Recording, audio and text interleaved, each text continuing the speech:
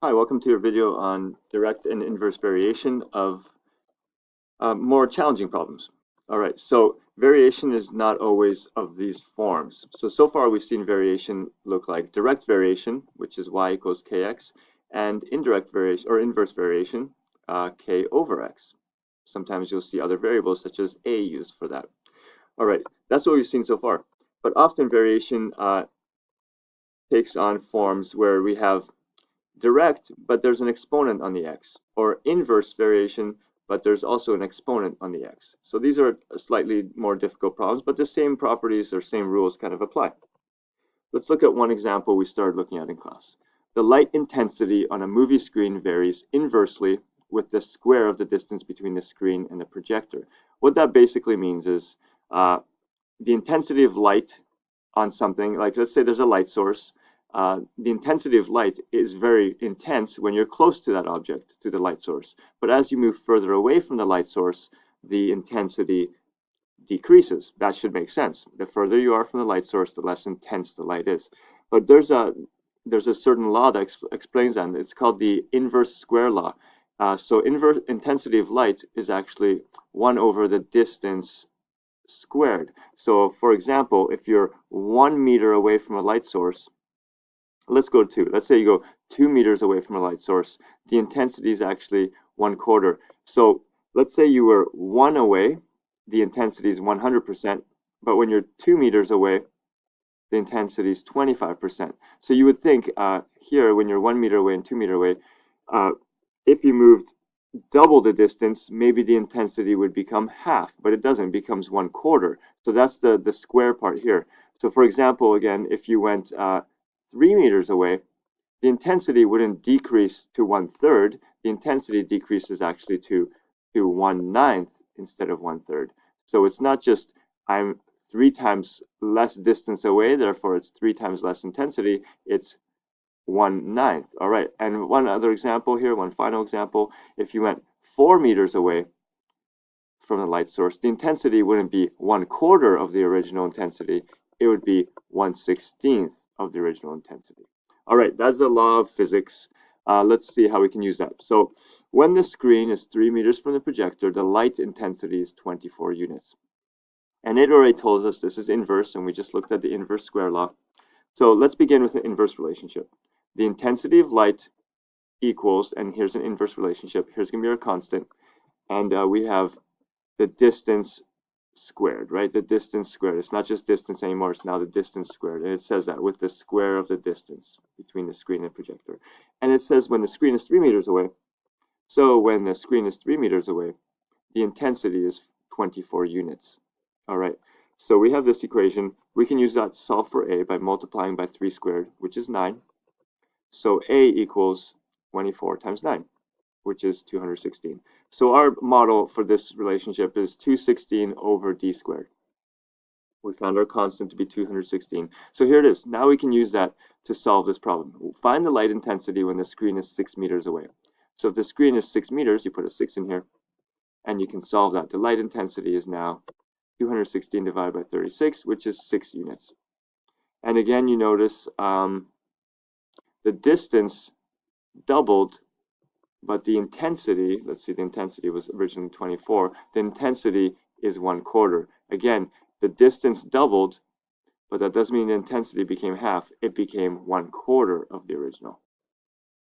All right, describe what happens to light intensity when the distance between the projector and the screen is halved. This is where things got a little tricky in class. All right, so what happens when the distance is halved? Halved means the distance is now half. It doesn't give us any numbers here, so we're just going to stay with the variables. So here's our model again, and for the distance part, I put in half d, right? Because the distance is halved. So I just inputted half d into there to say the distance has been halved, or made into half, right? What is half d squared? Well, a half squared means 1/2 times 1/2, which is actually 1/4. And d squared is d squared. So we have this turned into 1/4 d squared. Whenever you have a fraction, and within that fraction you have another fraction, basically by just rules of fractions, this 1/4 that's 4, that denominator is going to jump up and become a multiplier on top. So it just goes like that. You take this fraction, you flip it, and then put the number on top that's on top here. So if you flip 1 over 4, it becomes 4 over 1, and now the 4 goes on top and the 1 stays on bottom. So we don't need to show the 1 on the bottom, but there's the 4 that's on top. So 4 times 216. Basically, to answer this question, it says what happens to the light intensity when the distance is halved. So we've made half the distance, and we've seen the effect it has on the equation. The effect is we're multiplying it by 4. So when the distance becomes half, the light intensity becomes 4 times bigger. All right. So this shows that when the distance from the light is halved or cut in half, the light intensity is 4 times as much. And that should make sense. We've been talking about this inverse square law for light intensity. When you went twice as far from a light source, the intensity of light did not become half, it became 1/4. So now when you come closer to the light source, the intensity isn't just doubled when you come half the distance, it's times 4. All right. This might be tricky, but just kind of pause and think about it. This is definitely a little bit tougher than the problems we were doing before. Okay, next. The distance between the projector and the screen is increased by 25%. So now your distance is more, so you expect your light intensity to go down. But by how much? That's the question here. How much does light intensity go down? So we're going to begin with our model again. This time our d became 1.25d because originally it was just distance in here, but now the distance is increased by 25%. So the distance, when something is increased by 25%, we can say it is now 1.25 of what it was, which means it is 100% of what it was, which is 1, and an extra 25%. So it is now 125%, that's what this means, of what it was. And that makes sense when it increases by 25%. So we have 1.25d squared. 1.25 times 1.25 is 1.5625 and d squared. So now what happens to the intensity? Well, let's see. What's 216 divided by 1.56? That divided by that is 1.3824. We can just leave that d squared down there. But this part here divided becomes this. So 138.24, well, what happened to this? You have to compare those two numbers. Originally, with a normal d value, it would just be this, with a d value in the beginning. But now, putting in this 1.25, change the top number to this. So comparing those two numbers, I'm going to divide them. I'm going to see what portion of 216 is this, because this is now what we have on top of our function. That gives us 0.64. That means that we can see that since that is 0.64 of that, that's like 64%. So as the distance increased by 25% here, we notice that our equation changed to 0.64 of what it was. This is 0.64 of what it originally was. So as the distance increases by 25%, the light intensity decreases to 64% of the original light intensity. So again, this might be tough to understand, especially if like fractions and decimals, if all that's been hard for you along the way, this is going to be tricky to understand. But do your best to understand that. And let's go on to a problem that you might find a little simpler. All right, by the way, there's the graph of that. So light intensity, as distance increases, the light intensity goes down, but it has this curve to it. And you may remember that inverse or indirect variation has this kind of curve. Let's look at this example here. Yeah, let's do it. The table shows our resistances of 4 1-meter cables of the same material. So here's some cable, it has this radius.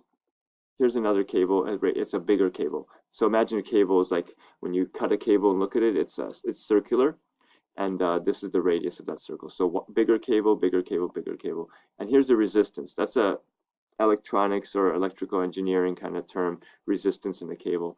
All right, so determines this is resistance of the cable is direct or inverse variation.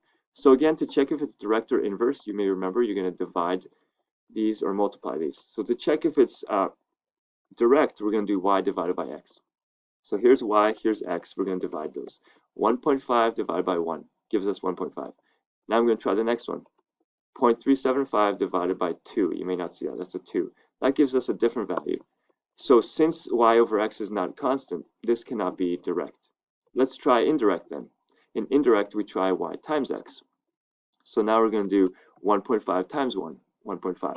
Then we're going to do 0.375 times 2, gives us 0.75. These are also not constant, so it's telling us it's not inverse variation either. But this one and this one is a tough example. You can go further with it. You can try something else. We've been talking about when you have different powers. So now I'm going to try y times x squared, because we don't always have just x. We can have x squared, right? Or any power, actually. I'm going to just try squared and see what happens. So 1.5 times x squared. X squared is 1 squared. It's 1.5. Then I'm going to try y times x squared here. Y is 3.75 times x squared, 2 squared.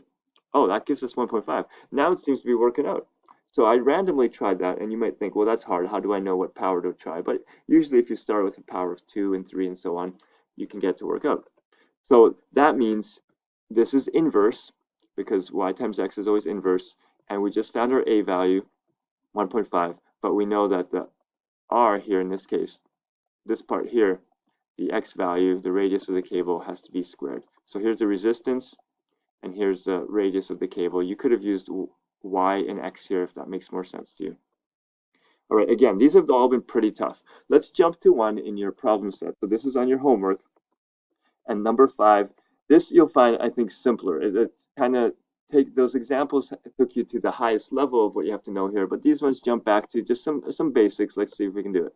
The weight of an object in newtons varies inversely with the square of its distance in kilometers from the center of the Earth. Basically, it's saying the further you are from the center of the Earth, the less you weigh, because gravity doesn't pull you as much. So the radius of the Earth is this much, all right? And an astronaut weighs 850 newtons at the surface of the Earth. Find the weight of the astronaut when she's on the International Space Station, which is this distance from the surface of the Earth. Okay, so let's break this down. First of all, it says it's inverse, so we're going to begin with that. The weight of somebody is inversely related, and it says it's inversely with the square of the distance. So the square of the distance from the center of the Earth. And then you're given somebody on the surface of the Earth, which is this far from the center, and they weigh this much. So use those values to see if you can find A. All right, so you plugged in 850 newtons for the weight, and the distance from the center of the Earth is this much when you're standing on the surface of the Earth. You square that number, so you can find A. Just multiply 850 by that, and it gives you this huge number. Don't worry about that huge number. That is our huge number. So our inverse rule for this situation is this. There's our constant. There's our d squared. You can use this now to solve this question. It says, what is the weight of this astronaut when she's on the International Space Station, which is 400 kilometers from the surface of the Earth? So be careful what value you put in here. It's not 400. Think about how far she is from the center of the Earth. All right, so you should have put in 3670 plus 400, right? Because when you're this far from the surface of the Earth, you're that far from the surface and this far from the center. So you're actually that far from the center of the Earth. You combine those numbers. And that works out to this number. All right, so not so bad. Again, read the problem, pause the video, and see if make sure you understand the formula and how it went. Let's try the next one. So this is the next one in your homework. It says the rings of Saturn have been found to be made up of particles of a variety of sizes. Amazingly, the abundance, which means how many of those particles there are in the rings, is inversely proportional to the cube. Cube is like a square, but now cube means to the third power, the cube of the size of the particle. All right, if we set this up, it says it's inverse. So the abundance of particles is inversely proportional to the cube of the size of the particle. So this is the abundance, this is the size of the particle. It says there's a 2-meter sized particle. It has an abundance of 10%. So let's see if you can figure out the A value here. All right, so we have 10 is the abundance, 10%. I'm just going to put 10 there, it represents 10%.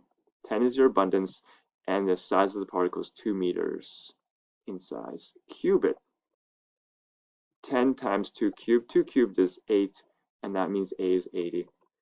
That means our rule is 80 over s cubed, because our constant is 80. This rule can now be used to find out the abundance of any particle in Saturn's belt. So let's say there's a 3-meter sized particle, so solve it. Put 3 in there and solve it. The abundance is that 3% abundance.